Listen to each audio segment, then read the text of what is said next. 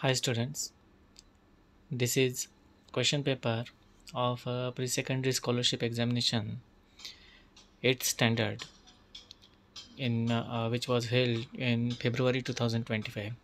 That means this is a last year paper of scholarship exam. So here we are discussing this section number 1 as a first language and mathematics question paper. So या सगळ्या question पेपरमध्ये आपण पहिला जो section आहे जो की इंग्लिशचा ग्रामरचा आहे तो इथं सॉल्व करून बघणार आहे. Read the following instructions carefully before you answer the questions. आता हा पहिल्यांदाच आपण क्वेश्चन पेपर सोडवत असल्यामुळं यातल्या ज्या इन्स्ट्रक्शन्स आहेत त्या मी सर्व विद्यार्थ्यांना समजून सांगतो, त्यांच्याकडे व्यवस्थित लक्ष द्यायचं. दिस क्वेश्चन पेपर कंटेन्स 2 सेक्शन्स, जे याच्यामध्ये 2 सेक्शन असणार आहेत. एकतर सेक्शन 1मध्ये 25 क्वेश्चन्स असणार आहेत आणि ओव्हरऑल 75 क्वेश्चन्स. सेक्शन सेकंडमध्ये 26 to 75 क्वेश्चन्स असणार आहेत. म्हणजे टोटल असे 75 क्वेश्चन्स आपल्याला या पेपरमध्ये बघायला भेटतील. Each question carries 2 marks. प्रत्येक क्वेश्चन हा 2 मार्काचा आहे आणि हे सगळे 75 प्रश्न सोडवण्यासाठी आपल्याला वेळ जो आहे तो 90 मिनिट्सचा वेळ आहे. थोडक्यात आपल्याला हा 75 प्रश्नांचा पेपर हा 90 मिनिटामध्ये सोडवायचा आहे, म्हणजेच 1.5 तासामध्ये सोडवायचा आहे. तर 8th स्टँडर्डचा हा पेपर आहे आणि आपण तो आता लगेच सोडवून बघणार आहे. अशा पद्धतीनं सर्कल करायचे असतात, हे आपण यापूर्वीसुद्धा प्रत्येक लेक्चरमध्ये सांगितलेलं आहे. सर्कल एकदम प्रॉपर केलं पाहिजे आणि व्यवस्थित सर्कल केलं पाहिजे. या पद्धतीनं कधीही सर्कल करायचे नाही. तर चुकीच्या मेथडीत सांगितलं तर अशा पद्धतीनं सर्कल करायचं नसतं. आपल्याला सर्कल करायचं आहे ते या पद्धतीनं. ठीक आहे, वरती जे 0.4 आणि 0.5 मध्ये दिलेले ते. आता काम करू आपण, हे सगळे इन्स्ट्रक्शन जे आहेत ते तुम्हाला मी व्हॉट्सअप ग्रुपला शेअर करणंच. पहिल्यांदा आपण क्वेश्चन पेपर सोडवायला घेऊया. बघा, फर्स्ट क्वेश्चन काय आहे. Choose the correct alternative for the following. Aniket and Ketaki had their breakfast and lunch at the same time at 11 a.m. So we can say that they had their dash that day. जे हे दोघे लंचच्या टाईमला साधारण 11 वाजता भेटलेत, तर त्याला आपण काय म्हणू शकतो. First option food, second option lunch, third option dinner आणि फोर्थ ऑप्शन ब्रंच असं आहे. तर साधारण ही 11ची वेळ आहे, सकाळची 11ची वेळ आहे, म्हणजे अजून दुपार होणं बाकी आहे आणि त्यामुळं याला आपण म्हणू शकतो ऑप्शन नंबर 4 जो की ब्रंच आहे, हे एक्झॅक्टली त्याचं करेक्ट ॲन्सर आहे. Okay, option number 4. त्यानंतर सेकंड क्वेश्चन बघा. Choose the correct option for the underlined word. Our Sanskrit teacher told us to write an extract on the usefulness of महिषा. What is the meaning of underlined word. तर महिषा या शब्दाचा अर्थ असा विचारलेला आहे. तर एक्झॅक्ट युजफुलनेस ऑफ महिषा. आता महिषा या नावावरनं जर असे बरेचसे कन्फ्यूज होतील, पण आपल्याकडे जसं म्हैस मराठीमध्ये आपण म्हणतो आहे, तर त्यालाच समानार्थी शब्द एक शब्द आहे, तो म्हणजे महिष. आणि महिष म्हणजे या शब्दाचा अर्थ होतो म्हैस. आणि म्हणून याचं उत्तर जर आपण बघितलं तर आपल्याला उत्तर लगेच समजून येईल. पहिला ऑप्शन मनीषा आहे, तिसरा ऑप्शन मंथ आहे, चौथा ऑप्शन विष आहे. तर हे काही बरोबर नाही. यातलं सगळ्यात बरोबर उत्तर आहे ते म्हणजे बफेलो. सेकंड ऑप्शन हा करेक्ट आहे. ओके, तर अशा पद्धतीने आपण 2 प्रश्न सोडलेत आणि जे अतिशय सोपे आहेत आणि 4 मार्क याच्यामध्ये मिळतात. ओके, तर आता थर्ड क्वेश्चन बघा. Choose correct option. Society selected Sakshi a fellow at the age of 25 which is very remarkable thing. आणि इथं आपल्याला करेक्ट ऑप्शन शोधायचं आहे आणि अंडरलाईन केली आहे म्हणजे अ फेलोला. आता हे अ फेलो काय आहे ते आपण बघूया. पहिलं ऑप्शन बघा काय आहे. अ scholarship given by the royal society. आता फेलो म्हणजे काय काय असते ते बघायला पाहिजे. तर त्या वाक्यावरून आपल्याला समजतं की फेलो ह्या शब्दाचा अर्थ काहीतरी स्कॉलरशिपशी संबंधित, एखाद्याला शिक्षणासाठी काही मदत मिळते शासनाकडून किंवा एखाद्या NGOकडून, तर त्याला आपण फेलो असं म्हणत असतो. तर मला वाटतं याचा पहिला ऑप्शन असावा. पण तरी आपण पुढचे ऑप्शन बघूया. द मनी गिव्हन द सोसायटीला म्हणजे समाजाला काही पैसे दिले असतील असं बिलकुल नाही अर्थ होत. थर्ड ऑप्शन आहे a certificate given bye society. अजिबात नाही, याला सर्टिफिकेट असं म्हणत नाहीत. फेलो म्हणजे फायनान्शियल असिस्टन्स असतो त्या विद्यार्थ्याला. तर चौथा ऑप्शन आहे an award, title and honour given by the royal society. हे उत्तर एकदम बरोबर आहे. कारण फक्त स्कॉलरशिप मिळणं म्हणजे फेलोशिप मिळणं असं होत नाही. तर फेलो या शब्दाचा अर्थ मुळात काही सन्मानजनक गोष्ट, एखाद्या विद्यार्थ्याला फायनान्शियल असिस्टन्ससोबत काही सन्मानजनक एखादा अवॉर्ड भेटणं, तर त्यालासुद्धा आपण फेलो म्हणत असतो. आणि म्हणून इथं चौथा ऑप्शन बरोबर आहे. An award, title given by the royal society. हा ऑप्शन एकदम बरोबर आहे. ठीक आहे. नंतर fourth question, find out 2 correct antonyms for the given word. Antonyms म्हणजे विरुद्धार्थी शब्द शोधायचे आहेत. तर आता लाईट या शब्दाला विरुद्धार्थी शब्द काय आहे? मला वाटतं आपण लगेचच समजून येईल. लाईट या शब्दाला 2 अर्थ आहेत. एक लाईट म्हणजे प्रकाश, आपण जो समजतो तो, आणि त्याच्या अपोजिट होतं डार्क. त्यामुळं एक पहिला ऑप्शन बरोबर आहे, तो म्हणजे डार्क. आणि दुसरा ऑप्शनसुद्धा एक आहे, याला लाईट या शब्दाचा अर्थ हलका असाही होतो. आणि म्हणून त्याच्या अपोजिट काय होणार आहे? हेवी. म्हणून थर्ड आणि फोर्थ हे दोन्ही ऑप्शन इथं बरोबर आहेत. आता 8th स्कॉलरशिप एक्झामचं हे सर्वात महत्त्वाचं वैशिष्ट्य आहे की काही प्रश्न असे असतात ज्याच्यामध्ये आपल्याला 2 ऑप्शन सिलेक्ट करायचे असतात. आणि म्हणून आपण ॲन्सर शीटमध्ये थर्ड आणि फोर्थ हे दोन्ही ऑप्शन सिलेक्ट केले तरच आपल्याला मार्क मिळणार आहेत. ही गोष्ट लक्षात ठेवायची. एकच जर बरोबर आपण सिलेक्ट केलं तर मात्र मार्क मिळणार नाही. तो ऑप्शन किंवा तो प्रश्न चुकीचा आहे असं समजलं जाईल. Now, 5th question. Choose 2 correct alternatives of correct auxiliaries showing permission in the following. आता याच्यामध्ये काय बघा, ऑक्झिलरी करेक्ट अल्टरनेटिव्ह शोधायचं आहे आणि करेक्ट ऑक्झिलरी शोधायचे. सो यू डॅश गो नाव. तर त्यात आपण कुठलं वापरू शकतो? तर यू वूड गो नाव असं तरी होऊ शकत नाही, वाक्य ग्रॅमॅटिकल हे चुकीचं आहे. यू कॅन गो नाव, तू आत्ता जाऊ शकतोस असा त्याचा अर्थ. त्यामुळं दुसरा ऑप्शन हा करेक्ट आहे. दुसरा ऑप्शन करेक्ट आहे. पण आता आपल्याला इथं काय आहे, दुसरं आणखीन काही सांगितलं आहे का? त्यांनी फार महत्त्वाचा शब्द इथं बोललेला आहे, 2 करेक्ट अल्टरनेटिव्ज असं सांगितलेलं आहे. आणि जेव्हा असं सांगितलेलं असतं तेव्हा आपल्याला 2 करेक्ट उत्तरं शोधायचीच असतात. एकच उत्तर जर लिहिलं तर आपल्याला मार्क मिळत नाही. पण एक उत्तर तर आपल्याला भेटलं, यू कॅन गो नाव. आणि दुसरा एक ऑप्शन आहे, तिसरा ऑप्शन बघा, यू मे गो नाव. असं ग्रॅमॅटिकली बरोबर होत नाही, तर त्यासाठी नाही बरोबर होईल. यू शुड गो नाव असं नाही होणार. यू मे गो नाव म्हणजे तू आत्ता जाऊ शकतोस. यू कॅन आणि यू मे हे दुसरा आणि तिसरा ऑप्शन हे अगदी बरोबर उत्तरं आहेत. म्हणजे 2 अल्टरनेटिव्ह आपण करेक्ट शोधलेले आहेत. You can go now or you may go now हे दोन्ही उत्तरं बरोबर आहेत. आणि त्याच्यामुळे आपण ऑप्शन नंबर 2 आणि ऑप्शन नंबर 3 या दोघांनाही सिलेक्ट करायचं. Okay. Next 6th question. Choose correct sentence by changing it into negative form. Okay. जर जे वाक्य दिलं आहे त्याचा आपल्याला निगेटिव्ह अगदी अपोजिट बोलायचं आहे. या वाक्यात काय दिलं आहे बघूया. बघा, या वाक्यात दिलेलं आहे, I was doubtful whether it was you. मला शंका आहे की तूच आहेस का? आता याचं काय येईल उत्तर? तर याला निगेटिव्ह फॉर्ममध्ये बनवायचं, आपल्याला नकारार्थी बनवायचं आहे वाक्याला. तर याचं उत्तर ऑप्शन आपण सगळे वाचल्यावर लगेच लक्षात येईल. I was not sure that it was you. मला वाटतं पहिलाच ऑप्शन बरोबर आहे आणि तो बरोबर आहे. आय वॉज नॉट शुअर बरोबर आहे. वॉज नॉट शुअर याचाच अर्थ आहे doubtful.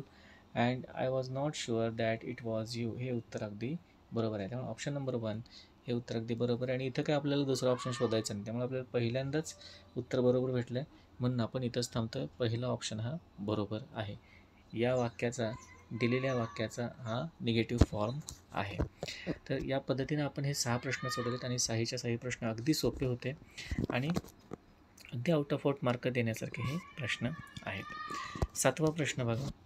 Identify the types of sentences by choosing correct option.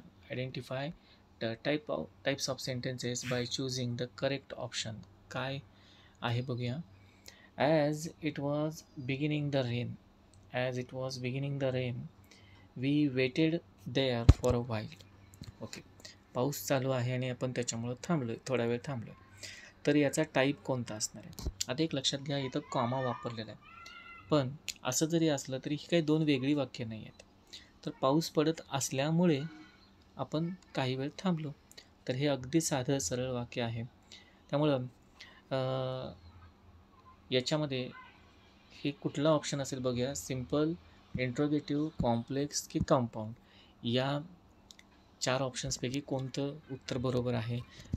तुम्हाला काय वाटतं सांगा. मला वाटतं as it was beginning to rain. इथं कारण सांगितलं आहे कशामुळं होतं आहे. तर आपण थांबलो कशामुळं, तर पावसामुळे थांबलो. आणि नक्कीच इथं बघा, ॲजपासून ते रेनपर्यंत हे एक वाक्य थोडंसं वेगळं वाटतं आहे. आणि we waited for a while हे एक वाक्य वेगळं वाटतं आहे. आणि त्याच्यामुळे आपण याला असं म्हणू शकतो, हे कॉम्प्लेक्स सेंटेन्स असणार आहे. हे कॉम्प्लेक्स सेंटेन्स आहे. त्यामुळे व्यवस्थित याचं उत्तर लिहायचं. हे आहे complex sentence. Okay, option number 3. 8th, find compound conjunctions form of the given sentence. याच्यातला कंपाऊंड कंजंक्शन फॉर्म कोणता आहे ते बघूया. I will forgive you on a condition that you do not repeat the offence. Okay, मी तुला क्षमा करू शकतो जर तू अशी चूक पुन्हा करणार नसशील तरी. तर याचा कंपाऊंड कंजंक्शन फॉर्म कोणता वापरायचा. कंपाऊंड कंजंक्शन यातलं कोणतं आहे ते आपल्याला ओळखायचं आहे. तर I think on condition that. Yes, इथं आहे ऑन कंडिशन दॅट. हा जो शब्द वापरला आहे तर ऑन कंडिशन दॅट हे आहे कंपाऊंड कंजंक्शन. Option number 2. कसं ओळखायचं. आय विल फॉरगिव्ह यू, मी तुला माफ करेन, हे पहिलं वाक्य. आणि याच्यानंतर जे दुसरं वाक्य सांगितलं आहे त्याच्या अगोदर हे एवढे शब्द आपण वापरलेत. कुठले. On condition that. काय वापरलेलं आहे आपण. On condition that. म्हणजे या अटीवरती आपण त्याला माफ करतो. आणि म्हणून हे आहे ऑन कंडिशन दॅट, हे आहे कंपाऊंड कंजंक्शन. म्हणून 8व्या प्रश्नाचं उत्तर येते ऑप्शन नंबर 2. ओके, त्यानंतर 9वा प्रश्न. Find out the error and choose correct alternative for the following example of indirect speech. जे पुढे एक इनडायरेक्ट स्पीचचं एक्झाम्पल दिलं आहे. Ramesh said that he wants to be the soldier. Ramesh असं म्हणला की त्याला सैनिक व्हायला आवडेल. आता या वाक्यामध्ये आपल्याला शोधायचं आहे एरर. ज्याच्यात काय नेमकं चुकीचं आहे ते आपण शोधूया. बघा, Ramesh said that he wants to be the soldier. आता आपल्याला अर्थ समजला, पण ग्रॅमॅटिकली हे तितकं बरोबर आहे का याच्यावरती आपण विचार करतो. तर याच्यात मला वाटतं चुकीचं आपण काय फॉर्म म्हणू शकतो याला. तर Ramesh said that. Okay, alternative correct, choose the correct. मला वाटतं इथं वॉन्ट्स हा शब्द जर असा चुकीचा आहे. वॉन्ट्सपेक्षा इथं विश वापरलं पाहिजे असं वाटतं आहे. आणि हे पण येऊ शकतं याचं उत्तर. किंवा Ramesh told. Ramesh told. Sed म्हणण्यापेक्षा इथं रमेश टोल्ड असं आलं असतं. त्यामुळे सेड एक चुकीचं वाटतं. आता इथं दोन्ही उत्तरं जरी बरोबर नसली तरी मला वाटतं आयदर फर्स्ट ऑर सेकंड ही दोन्ही उत्तरं बरोबर असू शकतील. आणि मला वाटतं ज्यांनी पहिला ऑप्शन सिलेक्ट केला आहे त्यांनासुद्धा मार्क भेटतील आणि ज्यांनी दुसरा ऑप्शन सिलेक्ट केला आहे त्यांनासुद्धा मार्क नक्की मिळतील. आणि या प्रश्नाच्या बाबतीत हे दोन्हीपैकी एक उत्तर हे बरोबर असणार आहे. एक जरी उत्तर आपण लिहिलं तर याचं मार्क भेटतील. पण इथं लक्षात घ्या, जर दोन्ही उत्तरं सर्कल केली आपण तर मार्क भेटणार नाहीत. म्हणजे अशा प्रश्नांमध्ये थोडंसं कन्फ्युजन होऊ शकतं. तर एक उत्तर आपण निवडावं. जर सांगितलं नसेल तर 2 पर्याय हे रंगवायचे नाहीत, सर्कल करायचे नाहीत.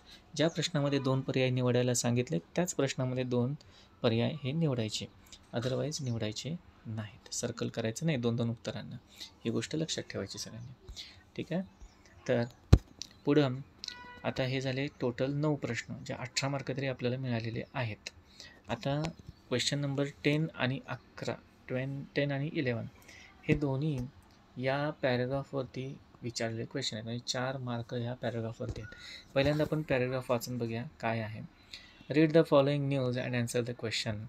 UNESCO ads 2 sites of India to the World Heritage List. Report by Prashasti Kulkarni. This month, the United Nations Educational, Scientific and Cultural Organization or UNESCO added the Hoysala temples of Karnataka and Santiniketan, West Bengal to their list of World Heritage Sites. These sites mark India's uh, 41st and 42nd contribution to the list. The first beginning of the Ajanta caves of Maharashtra, added in 1983, UNESCO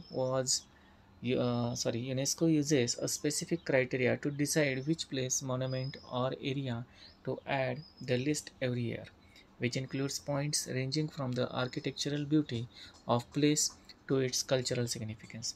UNESCO's World Heritage Sites of September 2023 India, as mentioned before, UNESCO added Hoysala temples of Belur, Karnataka and Shantiniketan, West Bengal to the World Heritage List in September 2023. So, 10वा question आहे या पॅराग्राफवरती depend असणारा. Which another word is used in the above news for United Nations Educational, Scientific and Cultural Organization. अगदी सोपा आहे, याचा short form वापरलेला आहे आणि म्हणून याचं उत्तर ऑप्शन नंबर 2 येणार आहे. ओके. त्यानंतर क्वेश्चन नंबर 11 बघा. अजंठा केव्ज आपल्याला सगळ्यांना माहिती आहेत. मॅच द पेअर, पहिल्यांदा क्वेश्चन पूर्ण वाचून घ्यायचा. Match the pairs and choose correct alternatives. Ajanta caves ह्या महाराष्ट्रात आहेत. त्यानंतर होयसळ टेम्पल कर्नाटकात आहेत. शांतिनिकेतन हे वेस्ट बेंगॉलमध्ये आहे. आणि त्याच्यामुळं 1B असा ऑप्शन इथे एक दिसतो, इथे एक दिसतो. त्यानंतर 2C हा ऑप्शन आहे ऑप्शन नंबर 3, म्हणून ऑप्शन नंबर 3 हे करेक्ट उत्तर आहे. त्यानंतर 12. Which WH word is use to form following sentence a question to get an underline part as an answer. म्हणजे आपल्याला या दिलेल्या वाक्यामधला हा जो शेवटचा अंडरलाईन केलेला जो पार्ट आहे, अँड ओथ ऑफ लॉयल्टी, तर हे उत्तर आलं पाहिजे असा आपल्याला प्रश्न ह्या वाक्यावरून तयार करायचा आहे. मग त्यासाठी आपण कोणता WH वर्ड वापरणार, तो वाक्य वाचून घेऊया. The fox, the vulture and the leopard took an oath of loyalty. लांडगा आणि हे जंगली जानवर जे आहे त्यांनी शपथ घेतली की प्रामाणिकपणाची शपथ घेतली. तर काय असं येईल असं मला वाटतं. त्यामुळे याचं उत्तर जे आहे ऑप्शन नंबर 4 व्हॉट हे WH आपल्याला याच्यापासून प्रश्न तयार करावा लागेल. ठीक आहे. What type of oath was taken by the fox, the vulture and the leopard. Okay. या पद्धतीने आपण WH कोणता वापरू शकतो, तर व्हॉट यापासून प्रश्न तयार करू शकतो. Now question number 13. Identify the underline word and choose the correct option. याच्यातला वर्ड अंडरलाईन करायचा जो आहे त्याचा काय करेक्ट ऑप्शन आहे तो बघूया. Cocks crow in the morning. Cocks crow in the morning. कोंबडा आरवतो सकाळी, बरोबर. तर आता क्रो हे जे आहे हे आवाजाचं आहे, आवाजाचा शब्द आहे, आवाज दाखवतो. मग हा नेमकं काय असणार आहे, व्हर्ब. कारण ही ॲक्शन आहे, कावळ्यांकडून केली जाणारी क्रिया आहे. ही क्रोईंग म्हणजे आरवणं, ओरडणं, ही जी क्रिया आहे ही एक व्हर्ब आहे, क्रिया दाखवते, ॲक्शन दाखवते. That's why crow is the verb. Crow is the verb. Crow हा शब्द म्हणजे व्हर्ब आहे, क्रियापद आहे. अशा पद्धतीने आपण 13 प्रश्न सोडवलेले आहेत. 26 marks. Now for question number 14, 15 and 16. आता 3 प्रश्न या पोएमवरती डिपेंड आहेत. पहिल्यांदा आपण पोएम वाचून घेऊया. I never can do it, the little kite said, as he looked at the others high over his head. I know I should fall if I tried to fly. Try, said the big kite, only try. Or I fear you never will learn at all. But the little kite said, I am afraid I will fall. The big kite nodded, ah, well, goodbye. I am off, and he rose towards the tranquil sky. Then the little kite's paper steered at the sight, and trembling he shook himself free for flight. आता ही जी poem आहे, ज्यांना पहिल्यांदा वाचल्यानंतर समजलं नसेल त्यांनी पुन्हा एकदा ही वाचावी, दुसऱ्यांदा वाचावी आणि मग या प्रश्नांना सोडवायला घ्यावं. पहिला प्रश्न बघा याच्यावरचा 14वा नंबरचा. Y was the little kite afraid? Y was the little kite afraid? तर जो पतंग आहे तो का घाबरला होता? तर पतंगाला असं वाटतं की आपण एवढं उंच उडतोय की नाही किंवा खाली पडतोय का असं वाटत होतं. तर त्याच्यामुळं इथं त्याचं उत्तर याच्यामध्येच आहे. पतंगाला खाली पडण्याची भीती वाटत होती असं ह्या पोएममधनं समजतं आणि म्हणून kite afraid because of that he would fall. म्हणजे त्याला ती भीती वाटत होती खाली पडण्याची आणि त्याच्यामुळं पतंग घाबरत होता. तर ते इथं दिलेलं आहे फॉल. ठीक आहे, म्हणजे खाली पडण्याची भीती पतंगाला वाटत होती. त्यानंतर 15वा प्रश्न आहे. Which encouraging words the kite said to the little kite? एक मोठा पतंग जो आहे त्याने लहान पतंगाला काय सांगितलं? तर 15 नंबरचा क्वेश्चन बघा. हा आता याचे ऑप्शन काय सांगितलं त्यांनी लहान पतंगाला? तर आपण इथं दिसतंय बघा या लाईनमध्ये. I know I should fall if I try to fly. Try, said the big kite, only try. काय सांगितलं मोठ्या पतंगाने? फक्त ट्राय कर, प्रयत्न करत राहा. आणि मला वाटतं इथं ऑप्शन आहे तोच पहिला ऑप्शन आहे, ट्राय, ओनली ट्राय. हे त्याचं उत्तर आहे. 16 number. Who rose towards the sky? आकाशाच्या दिशेनं कोण उडालं? तर आकाशाच्या दिशेनं साहजिक आहे मोठा पतंग उडाला आहे. त्यानंच लिहिलेली पोएम आहे बघा, बिग काईट. बिग काईट दिलेलं आहे, बिग काईट हे त्याचं उत्तर आहे. आकाशाच्या दिशेनं कोण उडालं? तर बिग काईट. ठीक आहे. आणि तो स्वतः उडतो आणि लहान पतंगाला असं सांगतोय की तू पण उड, घाबरू नकोस. या पद्धतीची ही पोएम आहे. तर 17 number. Choose the correct option of word ladder. Word ladder म्हणजे शब्दांची शिडी. त्याचा करेक्ट ऑप्शन आपल्याला शोधायचा आहे. तर याच्यामध्ये बघूया आपण काय येत आहे. वर्ड लॅडर 17 नंबरचा क्वेश्चन बघा.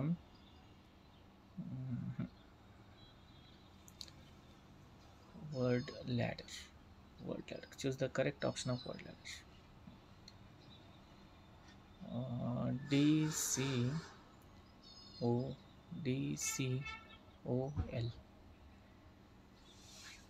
DCOL पेक्षा इथं मला वाटतं कोल्ड. COLD या पद्धतीनं आपण वर्ड लॅडर घेऊ शकतो. वॉर्म टू कोल्ड म्हणजे याचा ऑप्शन नंबर 2 हे याचं उत्तर असेल. आणि हे पण ऑप्शन येऊ शकतं आहे DCOL, पण याचं मला कारण कळलेलं नाही आहे. हे तरी बरोबर आहे. ठीक आहे, दोन्हीपैकी एक उत्तर आपण बरोबर लिहिलं पाहिजे. 18 नंबर क्वेश्चन बघा. Find out the odd man out from the given sentence regarding the parts of speech. Odd man out, parts of स्पीचचा क्वेश्चन आहे हा. आणि बघूया. फाइंड out the odd man out from the given sentence regarding the parts of स्पीच. Life is not bed of red roses. Okay.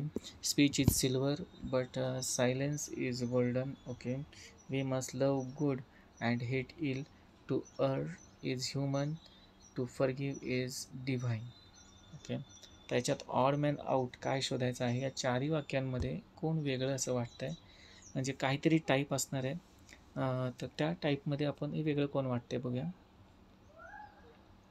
Life is not a bed of red roses. Okay. Speech is silver but silence is golden. इथं comparison आहे. We must love and good at all. Okay, हे पण बरोबर आहे.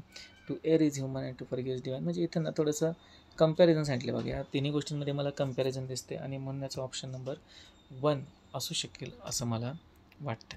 ठीक आहे. Choose the correct alternative for the underlined word. तर हा जो अंडरलाईन वर्ड आहे टेक केअर, याला अल्टरनेटिव्ह वर्ड आपल्याला शोधायचा आहे. तर पहिल्यांदा वाचून घेऊया. Ritu was ill, so she sent a message to her class teacher. The class teacher replied take care. Okay. With short form she might use the underlined word take care. तर take केअरसाठी काय वापरलं असणार आहे टीचरनी असं बोलण्यासाठी? म्हणजे एका मुलीनं या ऋतूने टीचरला मेसेज केला. आता टेक केअर म्हणायला तिने काय शॉर्ट फॉर्म वापरलेला असणार आहे ते आपल्याला ओळखायचं आहे. आणि आपल्याला सगळ्यांना माहिती आहे मेसेज टाईप करताना आपण TC हा वापरतो. TC या शब्दाचा अर्थ आहे टेक केअर. म्हणून option number 4 is a correct answer. Question number 20. Choose the correct option to complete the slogan. हे स्लोगन काय आहे ते आपल्याला शोधावं लागणार आहे. तर इथं एकदम फेमस स्लोगन आहे हा त्याचा 20 नंबर क्वेश्चनचा. ऑप्शन नंबर येतं 3rd. Learners today leaders tomorrow. जो आज शिकेल तो उद्या लीड करेल. आणि त्याच्यामुळं लर्नर्स टुडे लीडर्स टुमारो हे स्लोगन आहे. Option number 3. अगदी सोपा पेपर आहे. आता लास्ट हे काही प्रश्न आहेत त्याच्यामध्ये 21, 22, 23 हे या पॅरेग्राफवरती डिपेंड असणारे क्वेश्चन आहेत. आपण पॅरेग्राफ पहिल्यांदा वाचून बघूया आणि मग क्वेश्चन सोडूया. The sound which is soothing to the ears come in the form of melody.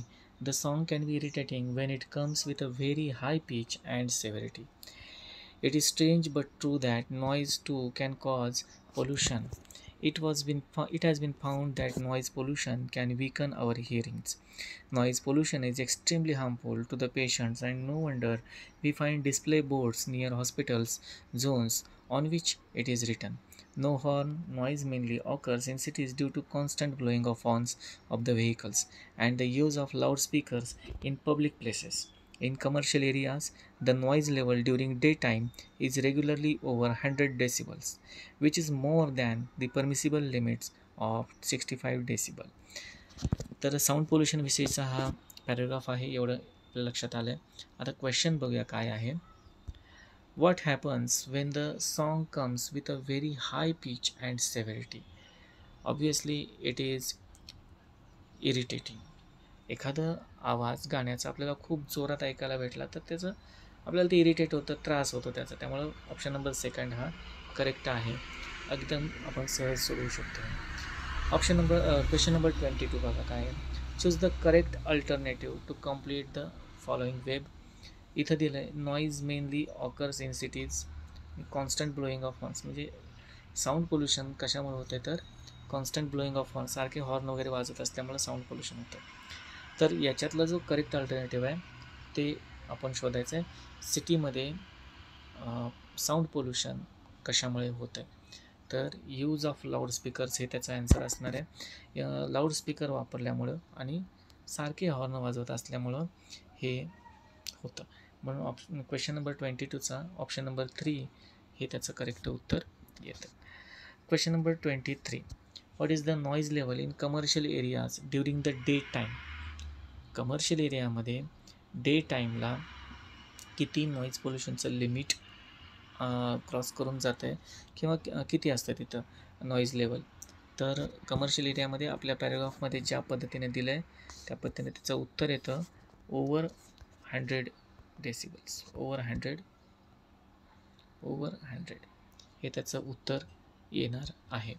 Over 100 इथं पॅरेग्राफमध्ये दिलं आहे बघायचं उत्तर ओव्हर 100. इथे आहे बघा उत्तर ओव्हर 100 डेसिबल्स. कमर्शियल इथे दिले commercial areas noise level in day time is regularly 100 decibels म्हणून हे त्याचं उत्तर येतं. क्वेश्चन नंबर 24 आणि 25. आता हे सुद्धा दोन्ही क्वेश्चन ह्या पॅरेग्राफवरती डिपेंड आहेत. आपण पॅरेग्राफ वाचूया आणि मग उत्तर सोडूया. The G20 summit is an annual gathering of leaders from 19 of the world's largest economic and European Union. The group of 20, that is G20, was established in 1999 for the global economic cooperation and geopolitical stability. During the summit, the leaders discussed various issues including economic growth, trade, climate change. They can have significant impact on global economic, political developments. So, who discusses on various issues in G20 summit. साहजिक आहे, leaders जे त्या देशांचे leaders आहेत ते हे सगळं discussion करतात. G20 नावाची एक मीटिंग होत असते, ज्याच्यामध्ये मोठे मोठे देश जे यांची एक युनियन आहे ते एकत्र येतात आणि त्यांचे जे प्रमुख नेते असतात ते एकत्र येऊन काही पॉलिसीज डिस्कस करतात. देशाचं पुढं विकास कसा करायचा या संदर्भामध्ये काही निर्णय घेत असतात. तर ही G20 समिट असते आणि त्याच्यामध्ये लीडर्स सामील होत असतात. त्यानंतर question number 25, why was the G20 established? Choose the correct option. तर याचे चूज द 2 करेक्ट ऑप्शन. इथं आपल्याला 2 उत्तरं शोधायचे आहेत. हे मुद्दाम सांगतो आहे, 8वीच्या प्रश्नपत्रिकेमध्येच असे 2 ऑप्शन असतात आणि हे दोन्हीच्या दोन्ही आपण करेक्टच लिहिले तरच आपल्याला मार्क भेटतात. तर G20मध्ये हे जे लीडर्स असतात हे एकत्र येऊन काय करतात, G20चा नेमका उद्देश काय असतो? तर पहिलं आहे for the global economic cooperation आणि सेकंड आहे फॉर द जिओपॉलिटिकल स्टॅबिलिटी. ही 2 उत्तरं आपल्याला पॅराग्राफमध्ये असतात, ऑप्शन नंबर 1 आणि ऑप्शन नंबर 4. तर ते आपल्याला उत्तर भेटते बघा. कशासाठी एकत्र येत आहेत ते इथं दिसते उत्तर बघा. For economic growth, economic cooperation आणि जिओपॉलिटिकल स्टॅबिलिटी, इथं त्याचं उत्तर आहे. तर अशा पद्धतीनं आपण 25 क्वेश्चन्स ह्या मागच्या वर्षीच्या स्कॉलरशिप परीक्षेच्या 8th स्टँडर्डच्या मागच्या वर्षीच्या स्कॉलरशिपच्या पेपरचे हे 25 प्रश्न आपण या व्हिडिओमध्ये सोडवलेले आहेत. तर मुलांनी जास्तीत जास्त मागच्या वर्षीच्या प्रश्नपत्रिका सोडवण्याचा प्रयत्न करावा, स्वतःहून सोडवण्याचा प्रयत्न करावा. सारखं पुस्तकं वाचणं, त्यानंतर गणिताच्या बाबतीत खास करून प्रश्न पुन्हा पुन्हा सोडवणं, प्रश्नपत्रिका पुन्हा पुन्हा सोडवणं, अशा पद्धतीने सराव करावा. आणखीनही काही प्रश्नपत्रिका आपण अशाच पद्धतीनं सोडवणार आहोत, त्यांचा सुद्धा तुम्हाला नक्कीच लाभ होईल. चॅनलला सबस्क्राईब करून ठेवा आणि व्हिडिओ नक्की आवडला असेल तर मला त्याचं कमेंट करून सुद्धा सांगा. थँक्यू.